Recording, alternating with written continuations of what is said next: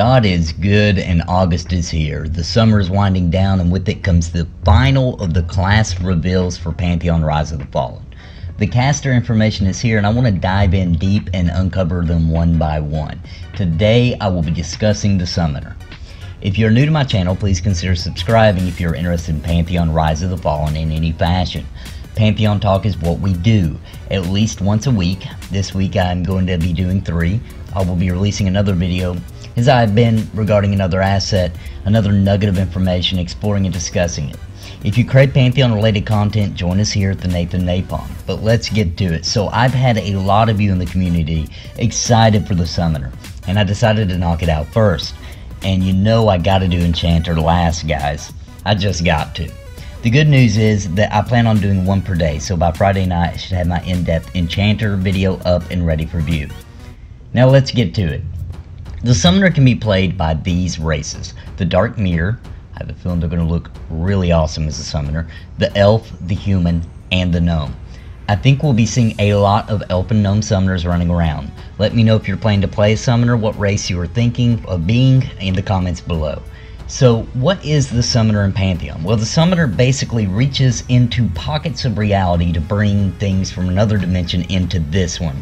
I'm not talking rabbits out of its hat here. The Summoner's arcane conjuration is remarkable and goes beyond the generic summoning of a pet and goes into summoning tools, barricades, weapons, and of course fantastic creatures.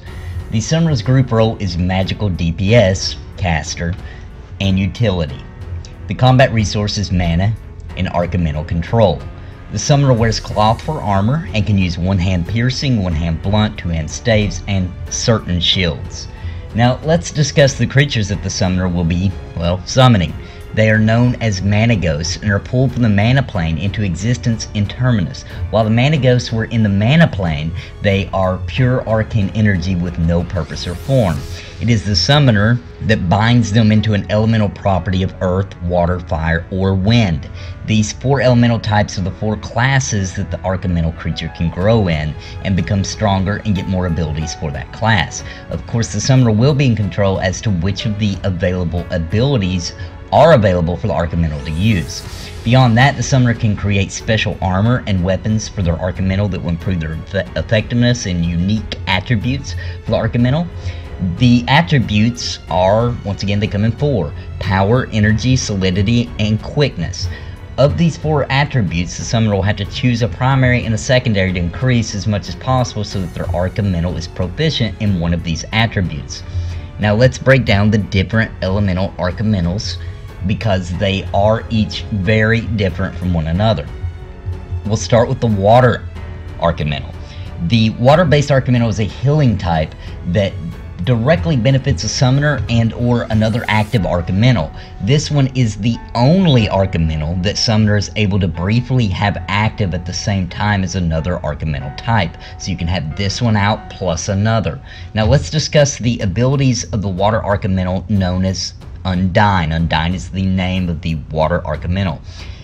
Crystal Waters. This is a passive that makes the Undine immune to poison and disease effects. Ever Flowing. This is another passive that allows the Undine to have a very high rate of health generation. Water Lash. The Archimental activates this ability themselves and it is a lashing whip of water that damages the enemy and heals a small amount back to the Summoner or to another active Archimental. Healing Jet Stream. The Summoner activates this ability and it requires an active Zephyr. And because we haven't got to it yet, let me explain. The Zephyr is the wind Archimental. So working together, the Undine and the Zephyr channel a healing jet stream that heals the Zephyr for a certain amount every second for a certain duration and increases its attack speed by a percentage for a short time. Protective Clouding. The Summoner activates this ability and it requires a Fury to be active, and the Fury is the fire Archimental. The Undine and the Fury work together to create a protective clouding that creates a thick cloud of smoke that heals the Fury for a certain amount as a heal over time for a duration and makes it harder to hit with melee attacks for a duration as well. So not only do you get some great heals going for your fire Archimental, but a buff for melee damage as well. Very cool. Crystalline Mindy. This is a Summoner activated ability. and it requires the Titan to be active, and the Titan is the Earth Archimital. So this one has the Undine and the Titan work together to fill the Titan with restorative waters that crystallize instantly, healing the Titan for a percentage of its overall health, and absorbing the amount of incoming damage for a short duration. So you get a heal and a bubble to absorb some damage, also very nice. Crystalline Spear. This is pet activated, and it impales your enemy with a spear of ice, dealing cold and physical damage. It also has a chance to slow the enemy by a percentage for a duration. Okay, so let's look at it. The Undine, or the Water Archimital. Number 1, it can be summoned with any other Archimital. Number 2, it has a heal for each Archimital. Each Archimital has a slightly different effect due to the elements of water meeting the element of the other Archimital to create different effects, but their heals, and the Water Archimital, or the Undine, also has 2 attacks and 2 passives. The first attack, Water Lash, damages and sends a heal either back to other active Archimital or back to the summoner, and the Crystalline Spear does both cold and physical damage as well as a chance to slow the enemy. Now you stack all the information on top of the fact that the Undine is immune to poison and disease and has a very high rate of health generation, and stack all that with the information, and you have another Archimital out, and the summoners themselves have abilities, and I think the picture is clear. The summoner is going to be really good, plain and simple. But to fully understand, let's look at the other Archimitals. The Wind Archimital, whose name is Zephyr, is good at dealing rapid, close-range physical or nature damage. Their abilities are Whistling Winds. This is one of 2 passives. This one allows the Zephyr to double attack and dual wield. The chance for these to occur increases based on your Zephyr's quickness and power attributes. So if you remember, we were talking about their 4 attributes for each one of the 4. So that's obviously, as you can see, that is the definite main quickness and second power attributes for the Zephyr.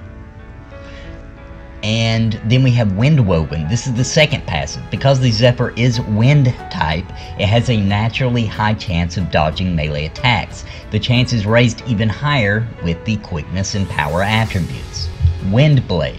This is a pet activated skill in which a blast of wind deals nature damage from a distance. As a matter of fact, the further away the Zephyr is, the more damage this ability can do. Damage is also increased by the quickness and power attributes. Seeing a pattern here, like I said, quickness and power are definitely the attributes for this wind-based Archimital. Gale Step. This is a summoner activated ability and instantly relocates the Zephyr to the back of the target. Now get a crit, Zephyr. Updraft. Another summoner activated ability which gets the Zephyr to envelop the summoner in wind to speed the summoner along, increasing movement speed by a percentage for a duration. However, any damage to the Zephyr or to the summoner will break this effect. Wind Lance. Basically the same as Wind Blade, except this one is summoner activated. It causes nature damage, and the further away the Zephyr is from the enemy, the more damage is done. So the Wind Zephyr is pretty easy to understand. The passives allow for dual wielding and double attacking, as well as having a natural high chance of dodging melee attacks. Then the Zephyr has only one pet activated skill, that is Nature Wind Blast, and the summoner has 3 options of abilities to command the Zephyr: teleporting the Zephyr behind the enemy, increasing speed for the summoner, and a Wind Nature Blast attack better done at longer distances. Moving on, we have the Fire Archimital, Fury. Burning Aura. This is one of 3 passives. This one allows the Fury to constantly be covered in arcane flames. This damages any enemy who inflicts damage of any kind to the Fury. I find it interesting that it specifically says any damage, as I would expect this to be a damage done to any melee damage, but it appears ranged or magic damage done to it will result in some punishment to the enemy as well, and I think that's fantastic. Fire's Rage. This is the second passive. On this one, the lower the Fury's health gets, the more damage it deals with attacks and abilities. It looks like trying to kill the Fury could be your enemy's second mistake, and their first mistake would be attacking the Fury to begin with. I love it. Cinder Blast. This is the third and final passive for the Fury. It basically is an ongoing, sounds like an AoE, dot, that deals fire and physical damage to the enemy as chunks of cinder literally blast out of the Archimital onto the enemy, and the damage is increased as the Fury's power and energy attributes are increased. So all this damage, and the pet, nor the summoner has even activated a skill yet. All of that were passives, all doing damage. Molten Sphere. This is a pet activated ability, and the only one. The Fury unleashes a shard of mana that deals fire and magic damage to the enemy, and the damage is increased as the Fury's power and energy attributes increase. Bear and Burned. This is summoner activated. This is an AoE where the Fury releases an explosion of energy and flame. This does take a toll on the Fury though, and reduces its life by a percentage, but deals high fire damage to all enemies in a small radius around the Fury. And once again, the damage amount is increased, of course, as the Fury's power and energy attributes are increased. Alright, so the Fury, the Fire Archimital, is a damage-toting beast, it looks like, and will surely be extremely often used by summoners. It sounds like the summoner can pop out their Fury and mainly concentrate on their own abilities, and with less attention needed on the Fury itself, as the summoner will only be activating the Bear and Burn to do a massive AoE blast, but at the cost of damaging their pet. I really like it, and I think that this will be used a lot, just to, if anything else, free up the summoner to do other things, and still be doing good damage. Now finally, we do have the Earth Archimital, Titan. The Titan is basically all about detaining the enemies and protecting the summoner. Mineral Embrittlement. One of two passives. This one allows the Titan's attacks to have a chance at lowering the armor class of the enemy for a short duration. Protector's Purpose. This is the second and last of the Titan's passives. The Titan receives a bonus to its armor class equal to a percentage of the summoners. This percentage number increases as the Titan's solidity and power stats increase. Mighty Slam. The one and only pet activated ability. The Titan basically just slams into the enemy, dealing nature and physical damage, and the damage increases with the solidity and power attributes. Shifting Stones. This is summoner activated. The Titan loosens or quakes the ground, which snares the enemy in a shifting rock. What this does though is it roots the enemy, but as you might have guessed, any damage done has a chance to free them from the root. Grapple. Summoner activated. The Titan forces the enemy to focus on the Titan for a duration so that they are attacking the Titan. The duration of the effect can increase as the solidity and the power attributes are increased. Lasso of Vines. Summoner activated. The Titan hurls a bundle of twisting vines at the enemy and pulls the enemy to its location. Sounds like a great opener to grapple or shifting stones to me. Alright, so we've covered all of the Archimitals, and with the information given, you can see the amount of strategy for different situations, some that could change on the fly that the summoner can deal with, which is going to make the summoner a very versatile and crafty little guy. Now, the summoner also has access to pet abilities that allow for some increases for the Archimital, buffs and things like that, so let's look at those. We'll start off with the passives. There are two in this category. Archimital Master. This one is the passive that allows the summoner to have their healer Undine out permanently alongside any other Archimital. This is just basically the passive that makes that possible. Number 2 passive, Committal Command. This allows the summoner to pull their Archimitals to themselves instantly regardless of distance. No need to let your Archimital stay back and die as you escape for safety. Bring them with you, or will be useful to get that low health Archimital or Archimitals out of an enemy AoE. So that one just basically pulls the Archimitals to the summoner. Augment Archimital Quickening. This increases the Archimital's quickness for duration. So a short little buff, basically. Now the thing about these augmentations I want to be talking about now, though, is that having more than one active could cause the elemental to become unstable and could destroy it. Augment Archimital Density. This increases the Archimital's solidity for a duration. Then we have Augment Archimital Force. This increases the Archimital's power for a duration. Then we have Augment Archimital Metabolize. This increases the Archimital's energy for a duration. Alright, now we have the Summon Archimital Weaponry. This is the ability that allows the summoner to summon a weapon specifically for the Archimital in combat. As the summoner grows in power, of course, the variety and the potency of the weapon will increase. Summon Archimital Armor. This summons armor specifically designed for your Archimitals that are out, and once again the armor gets better as the summoner grows in power. As if all that wasn't cool enough, the summoner needs their own abilities, and they get a lot of them, to be honest, and this is where it all gets very interesting, so let's talk about those. Mana Shield. This is a passive that basically has a brief barrier made of mana every few seconds that if it is up during a magical attack on you, it will keep that attack from landing. It doesn't seem like you will have full control over the timing, but it definitely is an interesting way for the summoner to be more resistant to magic-based attacks. Phase. This basically strips the summoner of harmful effects. The downside is that it will also remove any beneficial effects as well. Also from the description it sounds like it's going to look very cool. Escape Portal. Now this one is cool. Think Portal the game. Basically the summoner throws down a portal at a target location that lasts for a duration. During this time the summoner activates the ability again. The group will be transported through the portal to the location it was placed. Move us out of harm's way, summoner. It's all now officially, guys, it's now officially on the summoner to move all of us out of the enemy's AoE. So in those in-game raids, you don't even have to worry about it. Like, just have your group summoner move everybody out of harm's way. Sorry, summoner, but that's your job now. Summon food and drink. The summoner will learn to summon food and drink, and the more powerful they become, the larger the options will be. It is available to all players nearby, and this is my favorite part, it's provided neatly on a small summon table. Supper time. Summon Supplies Acclimation. The summoner will be able to supply various supplies to help players acclimate to extreme climates. As you probably already know, you have to acclimate to extreme cold, extreme heat, extreme whatever.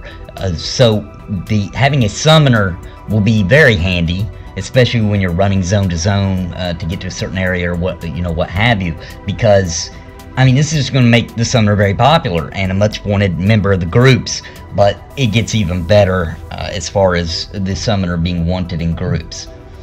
That's because the summoner can also do something called Summon Raft. That's right, the summoner can summon a freaking raft that the group can sail across some water for a duration. How awesome is that?